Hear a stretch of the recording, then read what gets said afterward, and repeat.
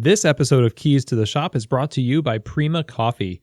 Whether it's espresso machines, manual brewing devices, or general coffee shop needs, they seek to pursue the most innovative coffee products, both domestic and abroad, to offer their customers. Find out more at prima-coffee.com.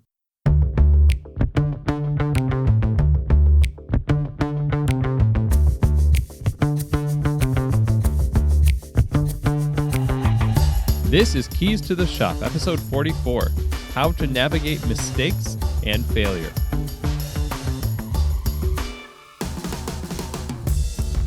Hey everyone, welcome to another episode of Keys to the Shop, a podcast dedicated to giving you insights, inspiration, and the tools you need to grow as a coffee service professional. My name is Chris DeFirio. I'm your host for the show. And today is, I don't know if it's a heavy topic or not. Depending on where you are in your journey professionally, it could be. But today we're going to be talking about how to navigate mistakes and failure. It's not just how to deal with them, but to navigate them in a way that is fruitful for your career and also for you personally. So we're going to assume up front that these are things that you are personally responsible for. And I know that not everything that happens in the cafe is your fault. And sometimes things happen that you need to deal with that were caused by other people. They're generated from others. But today we're going to talk about our stuff, your stuff, my stuff, the things that we know, even though we may not want to admit it, are our fault. And of course, it's been said on this show before that the only person that you can really change, or at least most effectively change, is yourself. And so that's why we're focusing on this today. So if you're struggling with something personally, like a personal failure or a mistake you made at work, whether big or small, something that's just eating you up inside that's hard for you to overcome and deal with, then this episode is going to be for you. So I've been thinking a lot about this lately. And I'll explain why in a minute here. But, you know, for 18 years now, I've been in the industry, coffee industry, almost 18 years. And that's a lot of opportunity to make mistakes. And I've made a good number of them, both, little and big. Everyone makes mistakes at something large or small. And how we handle mistakes and failure determines our success in life and in work. It's the fabric of our career, really, because they are just these moments that are opportunities.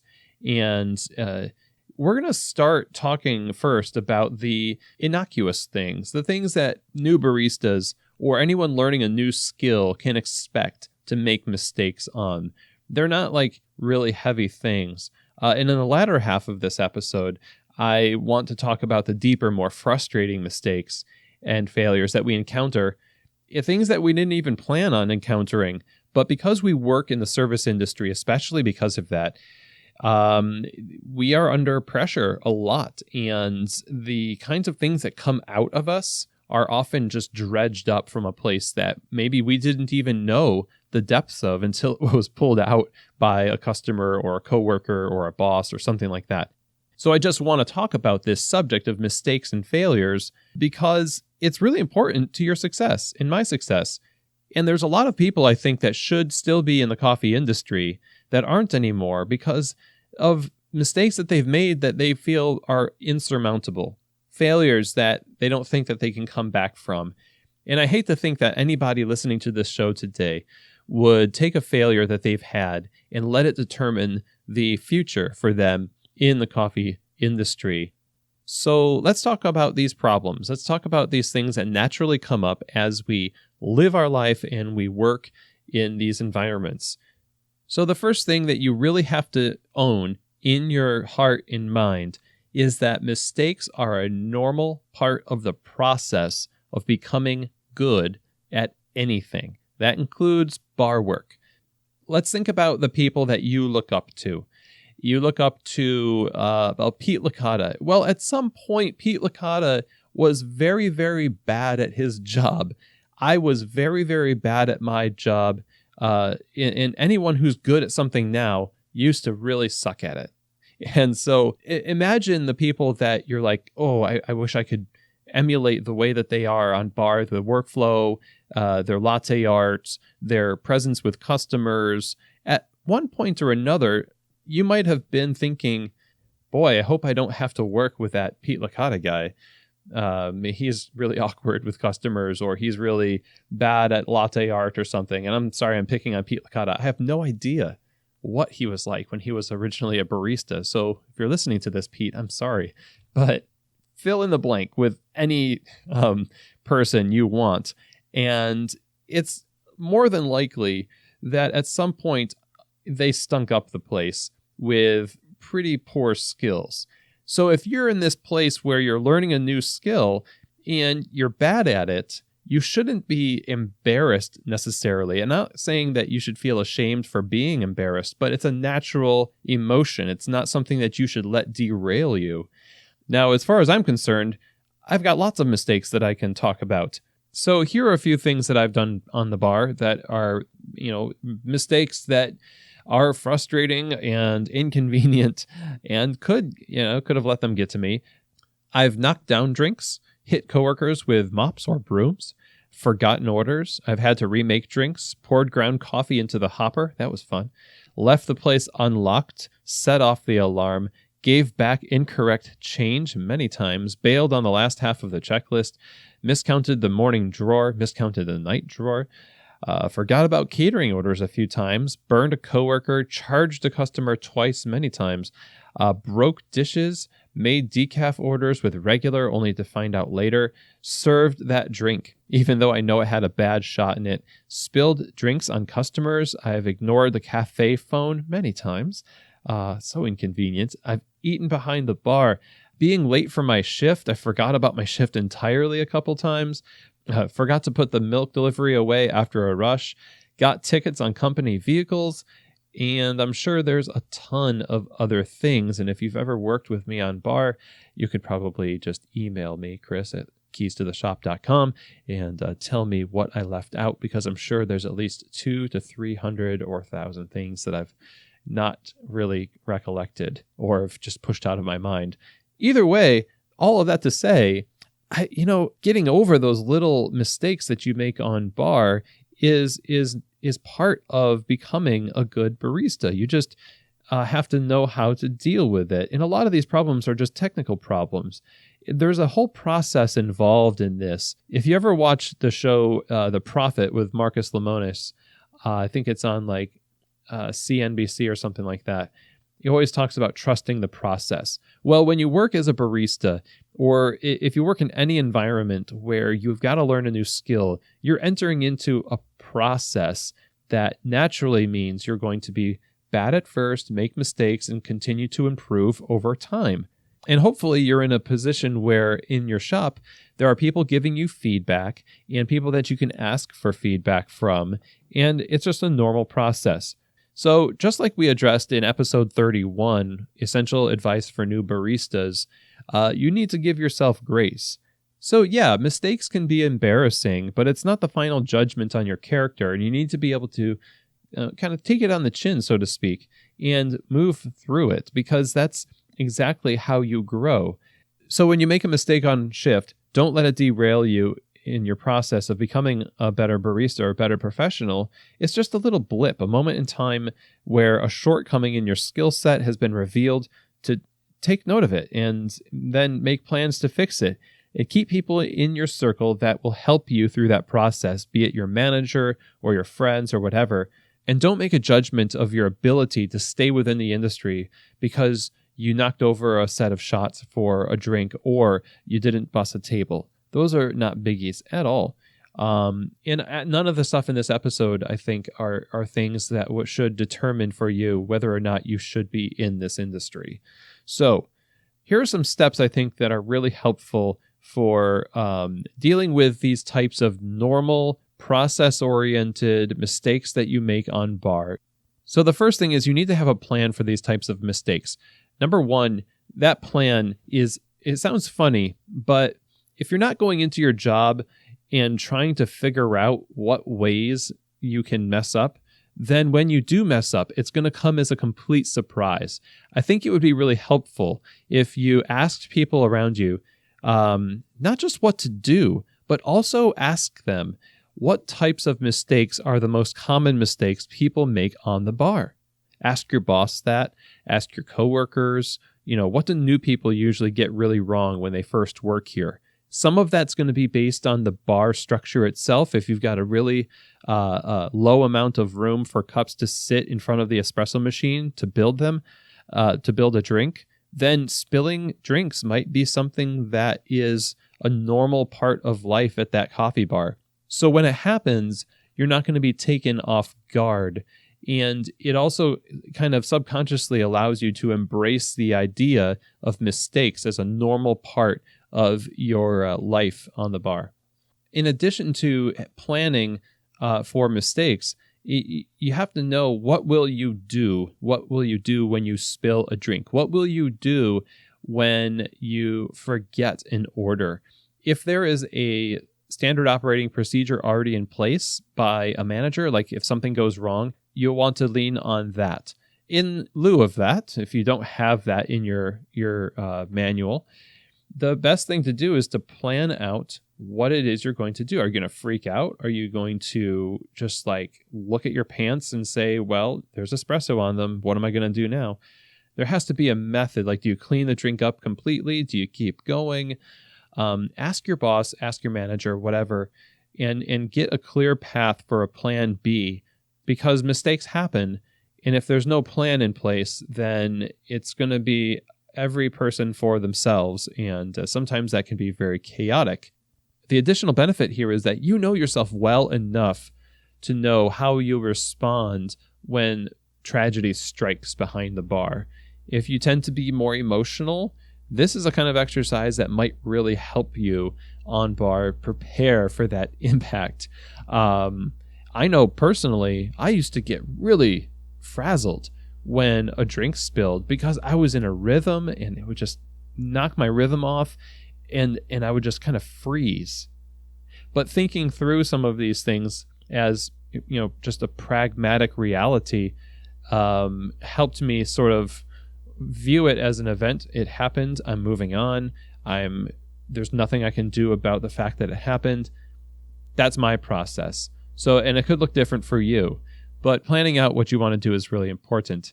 And the last thing that I'm going to say about this is you have to determine the mindset going in for mistakes when they're made, and practice that mindset every day in small ways. So if your mindset towards mistakes is that they are learning events, then when you make little errors throughout the day, you have to rehearse in your mind or reinforce in your mind that, hey, I'm learning. This is a learning event. And talk to yourself in positive terms. Now, maybe this sounds a little bit woo-woo, like self-help guru type stuff, but your mind has a monologue going all day long. And it is so easy for us to get into negative self-talk, not out loud. Well, actually, negative self-talk does happen out loud. It kind of bubbles up naturally when we say, I'm so stupid, or I'm an idiot, or I'm so clumsy. And nobody just kind of blurts out, I'm really good at this. Or nobody blurts out, I'm happy for this learning experience. Because that's not what's inside of you. You're not actually thinking that. The natural predisposition that we have is to think negatively and then to speak out what we're thinking. And it takes effort to sort of change that channel internally so that when the pressure is on, what comes out is positive. And that's the goal here, is to change your mindset going in to your shift so that when you are under pressure, what's inside and comes out is not going to subvert your progress. And let's just be real here, literally, because if you assign more value or more weight to something than it deserves, then you're not operating in reality. And the only way that you can get better is to operate within reality. You're not doing yourself or anyone else any favors by blowing something out of proportion. Deal with it to the degree, and only to the degree, that it needs to be dealt with, and move on. Now, through this whole process, there is going to be frustrating moments on the bar. It's okay. People will be frustrated at you. It's normal. Don't let them decide the pace at which you learn. Don't obsess over the opinions of others around you necessarily. Of course, you're going to want to do what your bosses tell you to do, and you want to be in good standing with them, and you want to be in good standing with your coworkers, so much as it depends upon you, But if you've done all you can and you're learning and people are yet still annoyed with you, okay, fine. Move on. Don't let it get to you. Allow yourself to be the momentum that you need if you can't find that kind of support outside of yourself. So make a plan for mistakes. Have a plan B. What's going to happen on the bar when fill in the blank happens? Ask your boss, ask your coworkers, investigate the problems that happen on the bar. Don't be surprised by them. In doing so, you kind of rob them of their power over you. To take you by surprise is to sort of introduce chaos into the shift. So develop a plan. And then you need to determine that your mindset for things that happen on the bar is going to be one of learning and taking it on a positive turn. Don't let negative self-talk dominate your internal dialogue. Start talking in positive terms. Look at things in positive lights and start looking at these mistakes as opportunities to improve because they really are. Now, work is a crucible. It drives us deep into ourselves because it creates an environment, an artificial environment of pressure that we normally would not choose for ourselves. And this is extra true of the service industry because we're not only working with other people, but we're serving these customers who, this multiplies the unknowns. Like any given day, you're not only going to have to deal with the social complexities of coworkers, but the social complexities of the people you're serving. And then there's the authority structures within the company. So there's this stew of unknown factors that will drive you deep into yourself and pull things up out of you, things that really surprise you, things that maybe haven't even seen daylight for years that you forgot were a part of your personality. Just out of the blue, they come out. And oftentimes when this happens, it is a much deeper and heavier issue than simply spilling a drink. Now we're talking about mistakes and problems that we introduce ourselves on bar that are serious. So that's going to be the second half of this episode, and we're going to talk more about navigating those serious problems and those serious mistakes that we make on bar. But right now, I want to talk to you guys about our sponsor, Prima Coffee. So Prima Coffee is a specialty coffee equipment supplier that's based out of Louisville, Kentucky. And from the beginning of their company, they've set out to make the best brewing equipment available to the general public. And their focus is on curating the best equipment for every need, from espresso machines to under-counter fridges and grinders. They pretty much can do it all, and they put a lot of energy into testing, into research, and making sure that these things are just great functioning pieces of equipment for your business. And they put a huge emphasis on having the expertise to be able to outfit you with the right equipment for any need that you have. And so I would highly recommend that you reach out to them, go on to prima-coffee.com, look at what they have to offer, call them up, email them, see what they can do for you and your business, be it a coffee bar or a restaurant that wants to do a coffee bar, whatever.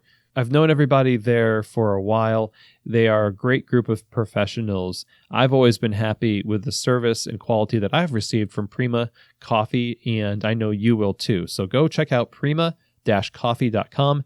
And thank you so much, Prima, for your support of Keys to the Shop, and also, of course, for supporting us in the specialty coffee industry with the tools that we need to do our jobs well.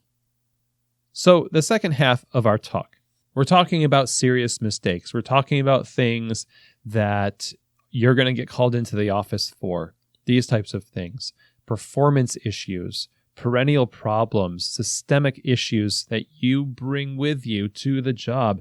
These are things that kind of tend to come up after the whole work of the barista is ingrained in you, I mean, you start learning about latte art, you start learning about workflow and tamping level and cleaning the cafe and things like that. And if you're an expert in those things, you'll notice that over time, the reviews that you get start to shift from technical performance to your hospitality performance or deeper, maybe character-driven issues.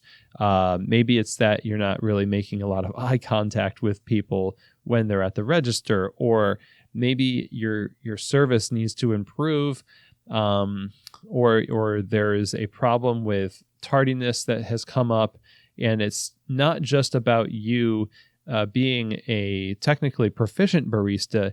Now it's more about you being a more mature professional in these deeper areas of life where you got to dig down a little bit deeper. We start to address issues of attitude, leadership, harder to deal with things. And a lot of this comes up because we become really comfortable with our coworkers and maybe even comfortable with our bosses, our managers. And you can become too comfortable in those situations. As you move through your career, you're going to find yourself allowing for particular problems to arise. You just get sloppy. Like the filter starts to, go away from what you say. And you can get yourself in some trouble by making a lot of assumptions about what is okay and what's not okay because of this familiarity. And, I listed the things that I did that are just sort of funny / not so funny for the other people, like burning my coworker. Not so funny. Those are mistakes that are like one-offs. They're not systemic issues. They don't speak to deeper issues. In this category, though, I have sworn at or yelled at my bosses. I have routinely ignored directives. I was rough, consistently rough with company property out of anger. I don't know if we've all done this, but, like dish rage where you're so mad and you're like pushing the mop bucket across the floor with your foot in, a rough way or, whatever. I've been a jerk to my coworkers, rude to customers. It's kind of a shorter list, but these are not routine things. These are things that are deeper. And depending on where you work, some of them could be fireable offenses, if not just warning offenses. And, I remember when I was fired from my first coffee job, and I said this on the show a couple of times, but what I haven't said is that, one of the things I could have done much better was to pay attention to what it was that my manager valued. What was priority? I wasn't mature enough to see it at the time because I was just really into coffee, but I wasn't doing anything for the company so much as I was doing something for myself and putting my priorities above that of the company and the management. And so, of course, I'm going to be let go eventually. It's going to become too much. And I'm guilty of that in my job, even now, even today. In fact, some hard feedback most recently from the owners here at Sunnergoss in Louisville is the catalyst for my desire to talk about this on the podcast. And it's easier for me, even to this day, to focus on things that I'm passionate about, that I have put in motion and I have more ownership over, than it is to focus on the things that are priorities for my bosses. And I think that this is something where I'm not alone. I know that. But the fact that I'm not alone doesn't really make it easier. And it doesn't mean that I'm not doing things that are valuable. It just means I'm not doing the first things first in the way that I'm supposed to be. And this is just a part of the imperfect process of becoming better. We had a meeting. We had to sit down. It was hard. I'll tell you right now, my pride, my hackles were raised. My pride was there. I was defensive. It was very hard, but it allowed my eyes to reopen and see the pattern all the way back to my first coffee job. And today, to fix things in a way that is more effective than ever before. So it's not just the emotional event of that meeting, but it's also the emotional event of the solution that's a catalyst for wanting to talk about this. And so it proves the point. It proves the saying that's out there. No matter where you go, there you are. So if you always wonder why you seem to attract a particular problem, you start to wonder, maybe it's because you're bringing it with you to the shop. You can go from job to job to job. And I know in the beginning we said, let's make sure that we just start off with the assumption that this is a show about our problems, not things that make other people make our problems. Well, we can still learn in the midst of those situations, but it always helps to think about it in terms of what kind of pattern in my life am I bringing to this work that is really negatively impacting my success as a barista, as a manager. Maybe you want to be a future owner. There's a lot of things that you have available to you in this industry. If you would learn from these moments where the most raw parts of your nature come out. You have spent longer being alive than you have working at the company you're working at now. You've developed your personality, the things you love, the things you hate, the things that annoy you. All of who you are shows up at work, even if you put a brave face on. So the solution to these issues, these more serious issues, is not just faking it till you make it. It's more about being thankful for and embracing the opportunity that the crucible of work has afforded you to address things that come up in your life from time to time, instead of just shoving them back down. And that's what's been most effective for me, and I'm thankful for the opportunity to do it. So here are, I think, the best steps for you to overcome a moment where you have just really stepped in it in a serious way. So, number 1, be honest. Number 2, own the problem and the solution. Number 3, be open to feedback and offers of help. Number 4, change your whole life, not just work life. Number 5, journal. So let's talk about those 5 things, okay? These are things literally that I am doing that have been helpful for me. And I've recommended these to other people that as a boss, I have told people about their problems. And I've been on the other side of the table from receiving feedback to being the one giving feedback. And anyone, I think, who follows these 5 steps, even if these are applied to this first tier of problems we talked about, the ones where they're not as serious, it will still be effective. So let's talk about the first thing, and that's being honest. It's not just being honest with your boss about what happened, even if it makes you look bad. It's being honest to yourself. What happened? Whose fault is it?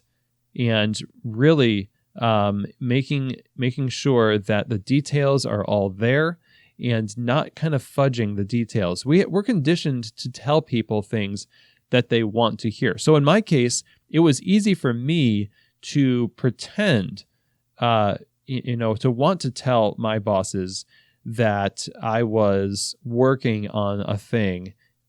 When was I really, quote unquote, working on it? Or was I just looking at it? Did I open it in my browser and sort of like rearrange the paragraphs a little bit? Did I work on it so that I can technically say I worked on it?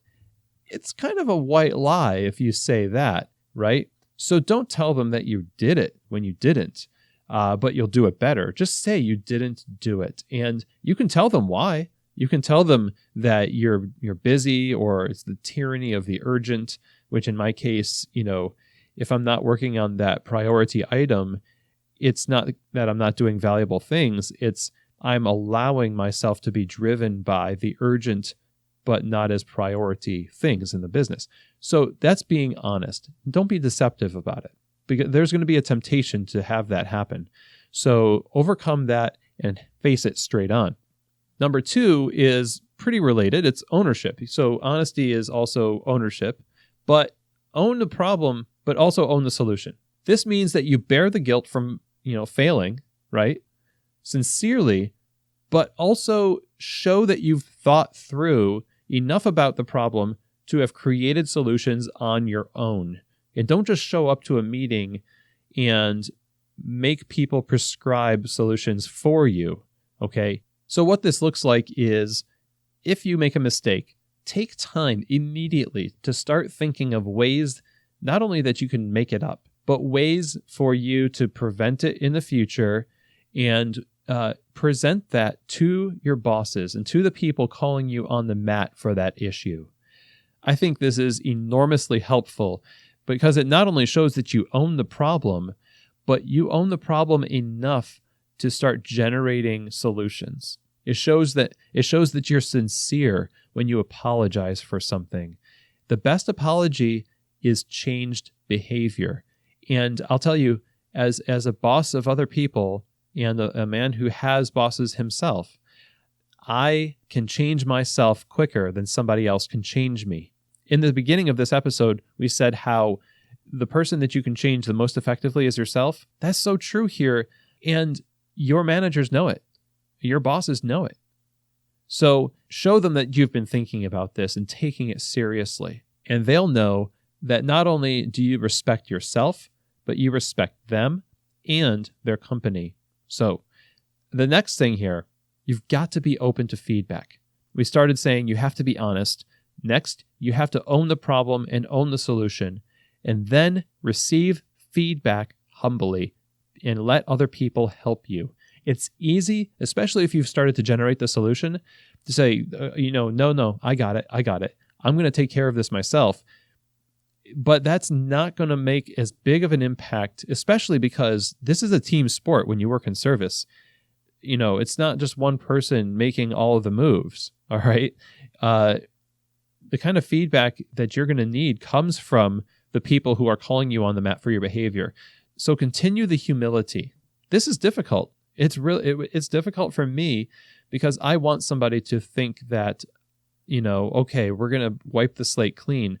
But the lingering memory of what you said or what you did or what you didn't do is going to kind of color the way people see you for maybe some time, depending on how serious of a thing has happened, okay? That is humbling. And maybe it's frustrating too.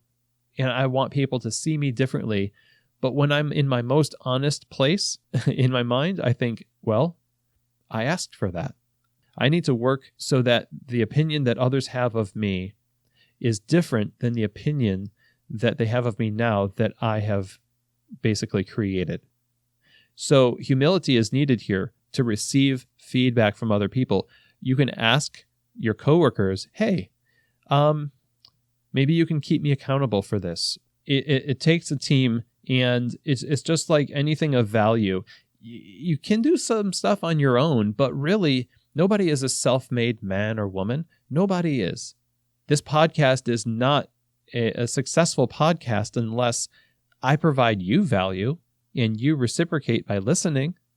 And, the same is true for the guests that are on this show. They provide value for you.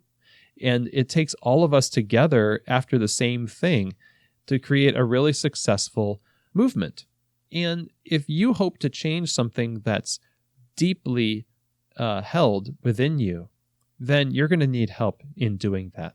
And plus, the feedback that people give you about your performance is going to be quite different than what you think you're actually doing. So they have an objective opinion of you.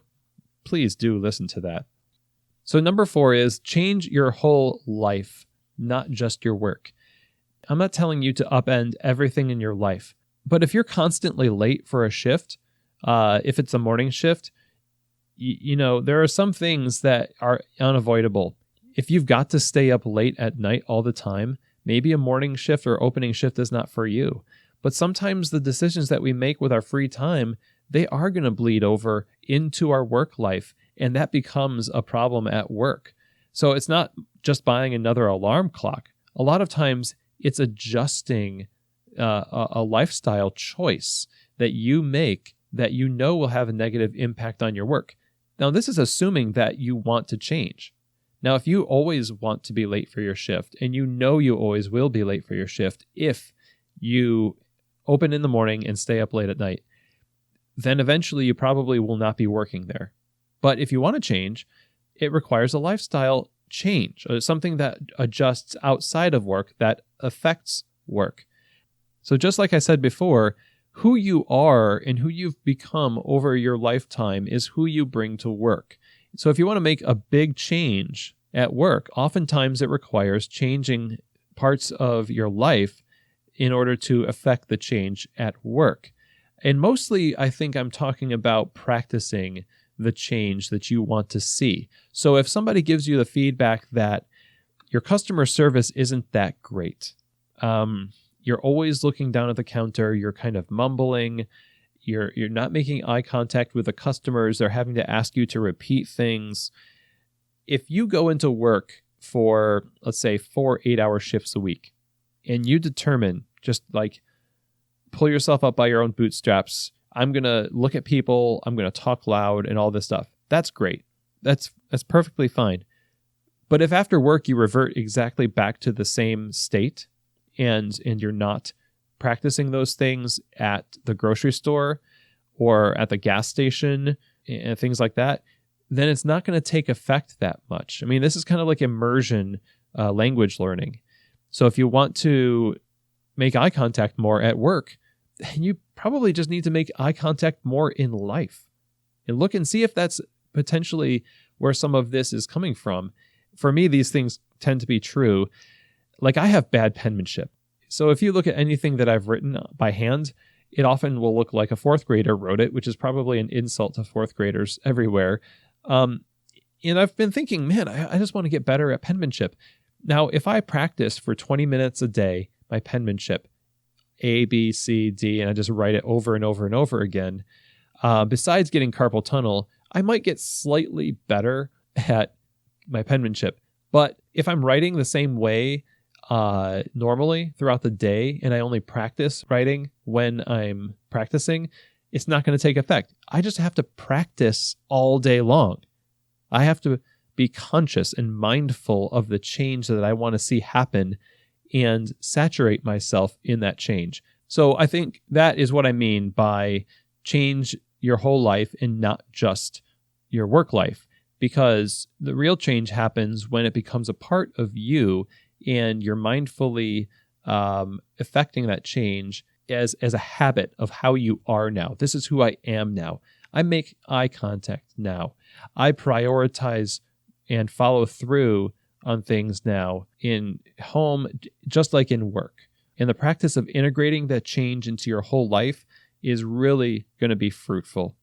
So the first, again, was be honest. Number 2, own the problem and the solution. Number 3 is be open to feedback and help from others. Number 4, change your whole life and not just your work life. And number 5 is journal. Now, this one is a little novel, so bear with me, but a lot of people journal. It's something that I've been in and out of, but I've taken it up again, and there's just something really clarifying and cathartic about putting pen to paper or words to a page, and forcing yourself to be raw and honest and to look at work, concepts, ideas, events, life events, things like that, and to start seeing these patterns emerge and what things trigger problem behavior or even getting perspective on the positive things that happen in life. There's so much complexity that comes out when you just start writing on a regular basis. You oftentimes will find the root of an issue in you manifested in this writing, something that you bring with you to work. You'll see it through your writing. And this has happened.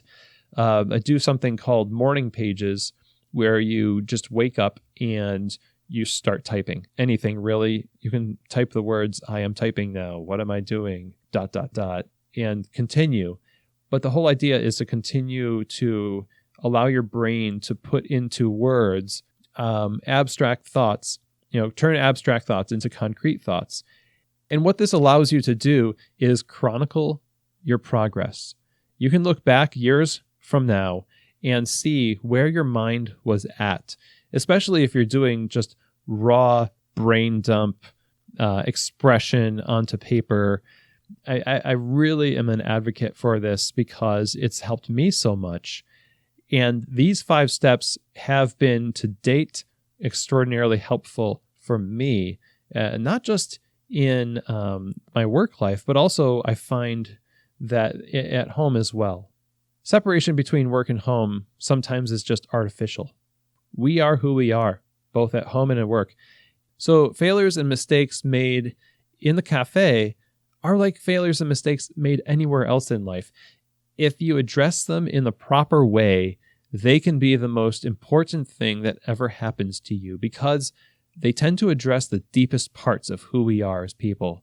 You have a great opportunity to adjust the trajectory of your life and your career in those moments. So it's better to have to navigate these things and navigate them well than to have never navigated them at all or to avoid dealing with it, because it makes such a big, big difference in who we are if we navigate it the right way. You know, we're all on an upward path to more refined states of imperfection. So as we go on in our careers, you're going to make mistakes.